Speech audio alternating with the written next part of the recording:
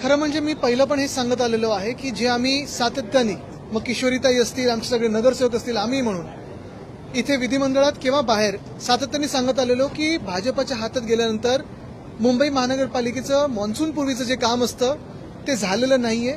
हे जे आम्ही सतत सांगत होतो ते दुर्दैवाने आज खरं ठरत आहे. आपण पाहिलं असेल आम्ही नालेसफाईबद्दल बोलत होतो.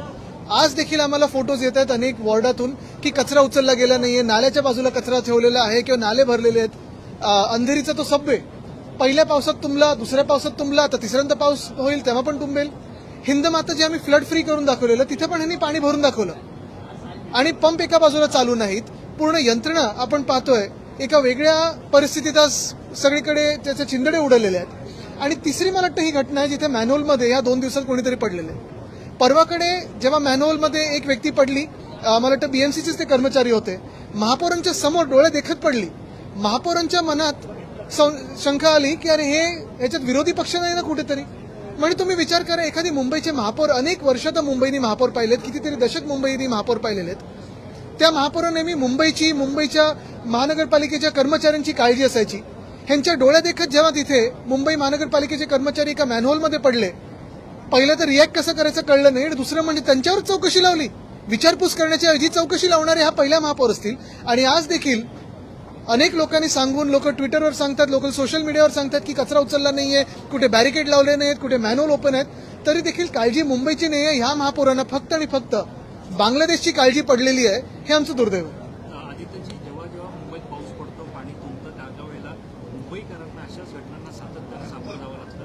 याचा नाश कधी होणार? पण आपण पाहिलं असेल काल पण त्या 2 लोकांना इलेक्ट्रिक्यूट झाले, 2 लोक शॉक बसून मृत्यू झालेला आहे. म्हणजे बसवर झाड पडून एका लहान मुलाचा मृत्यू होतो, दुसऱ्या ठिकाणी कोणीतरी मॅनहोलमध्ये पडतं, कोणाला तरी ओपन वायरमधून शॉक बसतो, अंधेरी सबवेमध्ये पाणी तुंबायला लागतं. नवीन फ्लडिंग स्पॉट्स आलेले आहेत. एका बाजूला कॉन्ट्रॅक्टर सगळे ह्यांचे खुश आहेत, आनंदात आहेत, पण दुसऱ्या बाजूला हे मुंबई लुटणारे भाजप, हे भयानक परिस्थिती मुंबई आणि एमएमआरची यांनी करून ठेवलेली आहे. आणि अजून एक महत्वाची गोष्ट आपल्याला सांगू इच्छितो की जेवढे जबाबदार ह्याच्यात महापौर आहेत तेवढेच नगर विकासचे जे मंत्री आहेत, पळकुटे आहेत, जे स्वतः इथे उत्तरं देऊ शकत नाही, फेकनाथ मिंदे, ते पण ह्याला एवढेच जबाबदार आहेत. असतील ते पूर्ण व्यस्त असतील आमदार फोडण्यात, खासदार फोडण्यात, नगरसेवक फोडण्यात, विकत घेण्यात, दलालांच्या बरोबर बसण्यामध्ये. पण हे सगळं करत असताना स्वतःचं जे ड्युटी आहे, कर्तव्य आहे, त्याचं तर पालन करा.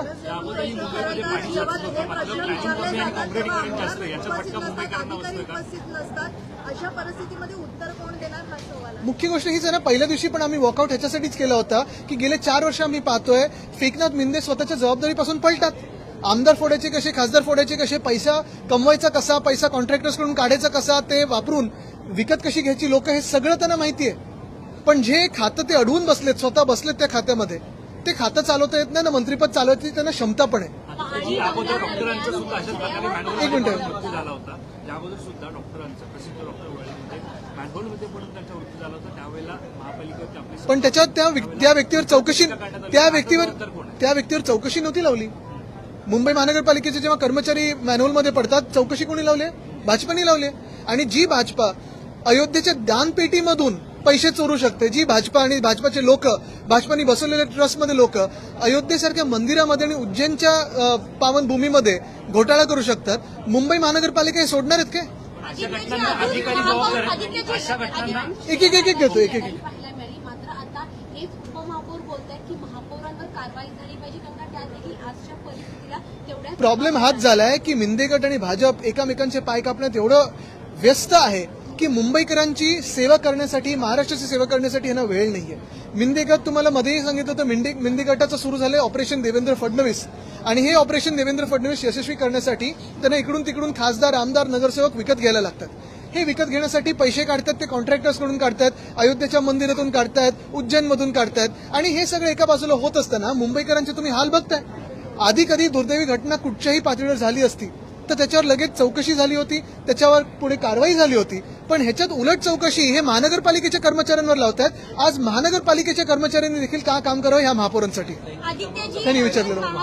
एक मिनिट, पहिला प्रश्न विचारलेला. आदित्यजी, महापौर अजून तिथे पोहोचलेल्या नाहीयेत आणि 15 मिनिटात पोहोचतायत असं त्यांच्या ओएसडी कडनं आता मेसेज आलेला आहे.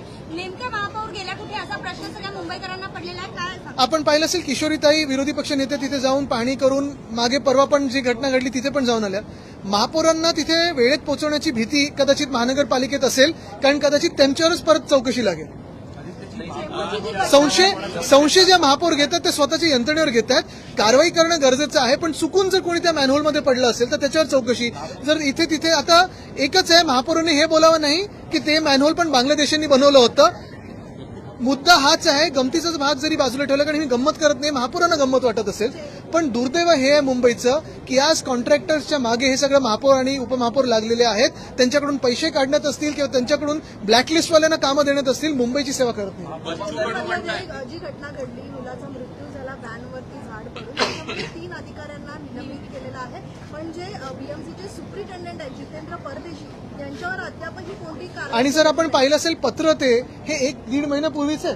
महत्वाची गोष्ट पुन्हा एकदा सांगतो, जे कॉन्क्रीटीकरणचा रस्त्याचा घोटाळा मिंदेंनी केला, त्याच रस्त्याच्या घोटाळ्यामध्ये अनेक रस्ते असे जिथे झाडांच्या मुळांना देखील कॉन्क्रीट करून घेतलेलं आहे. त्याच्यातलं ते असं एक झाड होतं. तुम्ही पाहिलं असेल ती जी चिठ्ठी पाठवली, अंतर्गत नोट जी होती, त्याच्यामध्ये लिहिलेलं आहे की या झाडामधून धोका आहे, तुम्ही ह्याच्यावर कारवाई करा.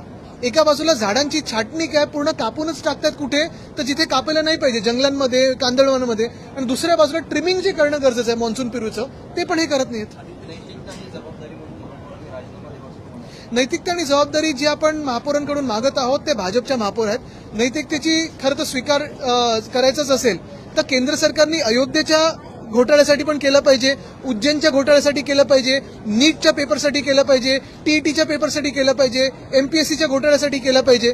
पण नैतिकता ही भाजपमध्ये नाही. आणि दुर्दैवाने जर आपण पाहिलं असेल, सगळे जे मुख्यमंत्री एक एक भाजप बनवत चाललेले आहे देशभरात, त्यांच्यावर घोटाळ्यांचे आरोप होते, पुरावे होते, ते जेव्हा भाजपच्या वॉशिंग मशीनमध्ये येतात तेव्हा मुख्यमंत्री बनतात. 4 वर्षांपासून हीच परिस्थिती आपल्याला पाहायला मिळत आहे. कारण का प्रशासक होते तेव्हा देखील हीच परिस्थिती मुंबईवर. नगरविकास मंत्री कोण होतं 4 वर्ष?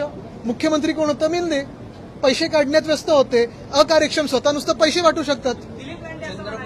त्यांची पूर्वीची काय उधळण्याची सवय होती का पैशाची बघायला पाहिजे. जी घटना घडली त्या घटनेपाठीमागं काही संशय या पाठीमागं चेक करायला पाहिजे. ह्याच प्रॉब्लेम आहे. मुंबईकरांना तुम्ही संशय घेता ना, तुम्ही एक तर स्वतः पक्ष बदलता, तुम्ही कॉन्ट्रॅक्टर्सच्या मागे हात धुवून लागता पैसे काढायला, पण जेव्हा काहीतरी घटना घडते, कोणीतरी बिचारा त्याच्यात पडतं, जसं परवा महानगरपालिकेचे कर्मचारी पडले, आज जी व्यक्ती पडली त्याची पण चौकशी करतील. एवढे निर्लज्ज झालेले आहेत की सगळं काही ढकलायचं दुसऱ्यांवर आणि मोकळं होऊन जायचं, हेच त्यांचं चालतं. मॅनहोलमधली जाळी सोडली आहे का असं? त्यांची प्रॅक्टिस चालू होती खासदार आणि आमदार पडवण्याची. पण दुर्दैव हेच आहे, जसं मी आत्ता पण सांगितलं की हे जे टोळ्या आहेत किंवा कुठे काही पकडलं जातं, त्याच्यात जसं आता तुम्हाला अजून एक नावाची आठवण करून देतो, ISIच्या हनी ट्रॅपमध्ये ती आलेली व्यक्ती होती कुरुळकर. काय झालं पुढे? भर चौकात फाशी द्यायला पाहिजे होती का? तर आपल्या देशाचे इस्रो आणि न्यूक्लिअर सिक्रेट्स त्यांनी पाकिस्तानला विकले होते. आता ही चंद्रपूरमधली जी टोळी होती त्याच्यात भाजपचा जो कार्यकर्ता आलाय, खरोखर त्याच्यावर कारवाई होणार आहे की त्याला क्लीन चिट मिळणार आहे हे बघा, विचारा. आदित्यची मुंबईमध्ये मुसळधार पाऊस उसळत आहे, मात्र याचाच फटका स्मशानभूमीला बसताना पाहायला मिळतात. दादरची स्मशानभूमी आहे, तिकडे ती अग्नी दिली जाते, त्याच्यामध्ये पाणी टाकून दुरावस्था झालेली आहे. त्याच्यावरती माझ्या आमदारांचं असं म्हणणं आहे की 5 ते 6 कोटींचा खर्च करून नूतनीकरण केलं, मात्र त्याला आदित्य ठाकरेंनी अनधिकृत ठरवलं. कुठचंही म्हणतात दादरची स्मशानभूमी, शिवाजी पार्क स्मशान. तर माझा काय संबंध? काय त्यांचं खोटं बोलण्याचं जीवन के साथ भी जीवन के बाद भी, ती कुठचं ऍड आहे? कसं आहे ते? बच्चू कडू म्हणत आहेत की आमच्यासोबत सचिन आला आहे, लवकरच बाकी टीम देखील सोबत येईल. त्यांचं अस्तित्व त्यांनी आता पूर्णपणे विलीन करून टाकलेलं आहे. त्यांना कुठे उत्तर देऊ आम्ही? बेस्ट आमदार समितीची आज बैठक पार पडणार होती. खरं तर बेस्टसाठी आता नवीन अध्यक्ष म्हणून कोण असणार आहे? आता तुम्ही पहा.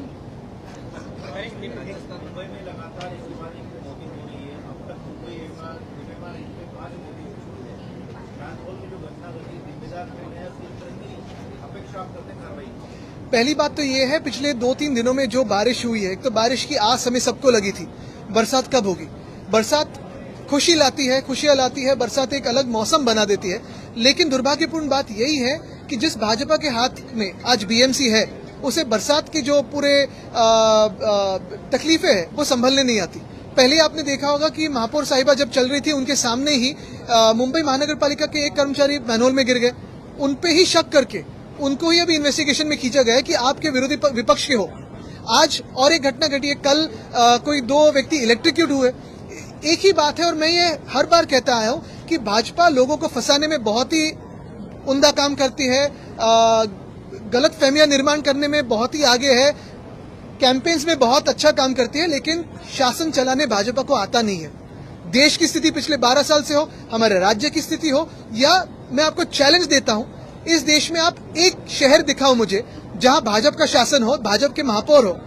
केंद्र में तो उनकी सरकार है, राज्य की भी बहुत सारे राज्यों में उनकी सरकार है। ये शहर प्रगत हुआ है, दिखाओ मुझे एक शहर। कहां गए स्मार्ट सिटीज? नहीं, लोकल एमएलए आईने में देखते हो साजिश दिखती है उनको।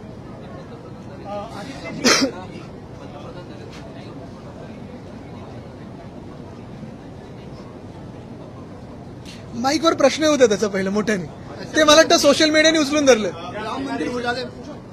एक मिनिट हे करू। पहले हमने सचिन अहिर जी का इंटरव्यू लिया था, उसमें हमने उनसे एक सवाल किया था कि मनोज जामपुरकर जो है वो शिंदेगढ़ में जा रहे, तो उन्होंने कहा था कि ऐसा कुछ भी नहीं है, वो निष्ठावंत थे और बाला साहब ठाकरे के सच्चे सैनिक। और कुछ दिनों के बाद ये देखा जा रहा है कि वो खुद शिंदेगढ़ में चलेगा, इसको कैसे देखते? अभी कैसे देखो इसे? दूसरे की निष्ठा। अभी एक ही बात है कि दूसरे को सर्टिफिकेट देते हैं लेकिन खुद परीक्षा में फेल हो जाते हैं। क्या कम किया इनके लिए? और यही पूछना चाहता हूं मैं आज कि ये सारे लोग, फिर ये सचिन जी हो या जो भी सांसद उनके साथ गए, भाजपा के साथ हो या मिंदे के साथ हो, वो कैसे जस्टिफाई कर सकते हैं खुद को आईने में कि जो लोग आज इस देश में महामानव डॉक्टर बाबा साहब अम्बेडकर ने जो संविधान दिया है उसका अपमान करके बदलना चाहते हैं, उनके साथ कैसे बैठ सकते हो आप? जिस भाजपा ने अयोध्या में भ्रष्टाचार किया है, जिस भाजपा ने उज्जैन में भ्रष्टाचार किया है, कैसे बैठ सकते हो उनके साथ आप? क्या सवाल उनसे पूछने में हिम्मत है आपकी?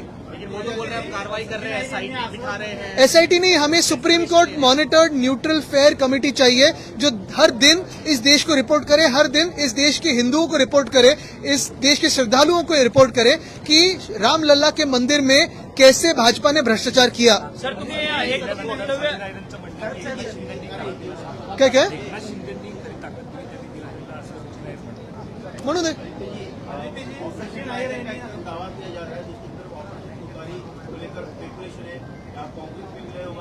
अरे ये कोई दूसरा ऑपरेशन नहीं, मैं जो कहते आया हूं, ये ऑपरेशन देवेंद्र फडणवीस है और उसी का परिणाम आज हमारे राज्य पे हो रहा है।